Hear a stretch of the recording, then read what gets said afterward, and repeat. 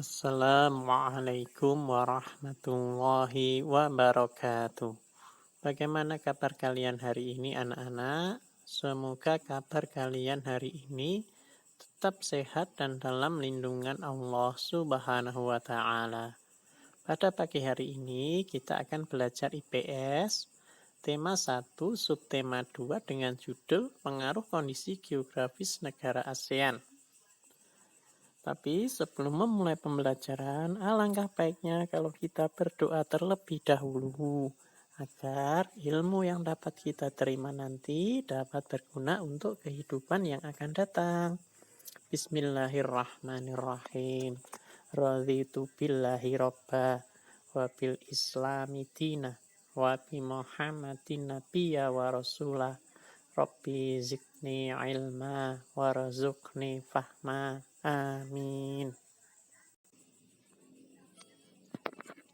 Pengaruh kondisi geografis negara-negara ASEAN terhadap kegiatan ekonomi penduduk. Yang pertama, negara ASEAN yang pertama adalah Indonesia. Pertanian banyak dilakukan di Pulau Jawa.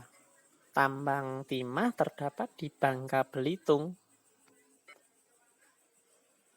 Tambang emas dan tembaga di Papua.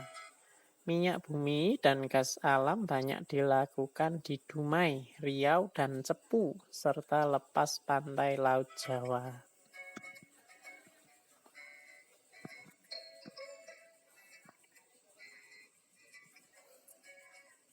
Negara yang kedua adalah Malaysia.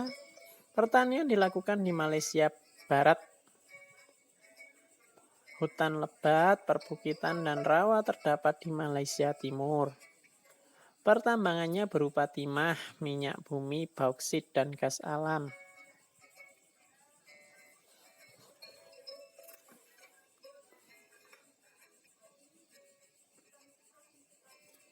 Yang ketiga, Brunei Darussalam. Pertambangannya berupa minyak bumi dan gas alam yang menjadi komoditas utama negara ini. Komoditas ini andalan ya, hasil andalan. Pertanian kurang baik dilakukan karena wilayah Brunei Darussalam yang banyak berupa rawa. Yang keempat, Singapura. Sektor yang berkembang adalah jasa dan industri. Jalur pelayaran dan transit yang ramai karena lokasi yang strategis.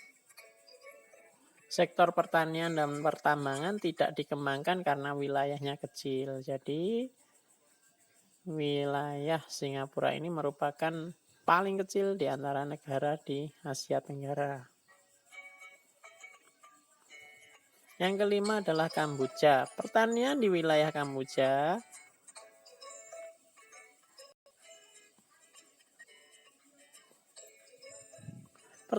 wilayah Kamboja bagian tengah dipengaruhi oleh Danau Tonle Sap sehingga tanahnya subur.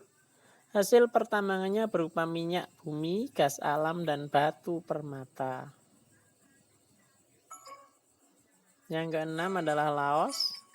Pertanian di Laos terdapat di sekitar dataran Sungai Mekong. Hasil pertambangannya adalah timah dan biji besi. Yang ketujuh adalah Myanmar. Pertanian Myanmar dilakukan di wilayah bagian tengah yang merupakan dataran rendah yang dialiri Sungai Irrawaddy.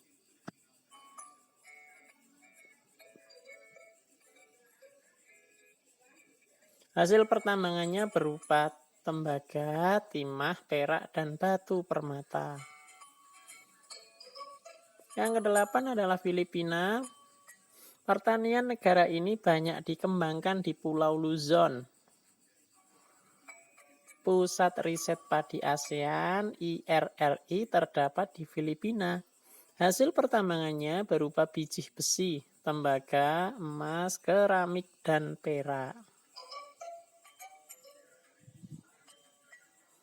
Yang kesembilan adalah Thailand. Pertanian dilakukan di dataran rendah yang dialiri Sungai Chao Phraya.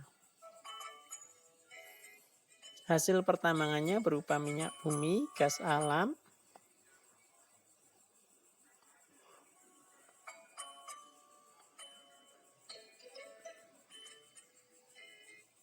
Hasil pertambangannya berupa minyak bumi, gas alam, tembaga, biji besi, dan emas. Yang ke-10 adalah Vietnam. Pertaniannya banyak dilakukan di wilayah delta Sungai Mekong dan dataran rendah Sungai Merah.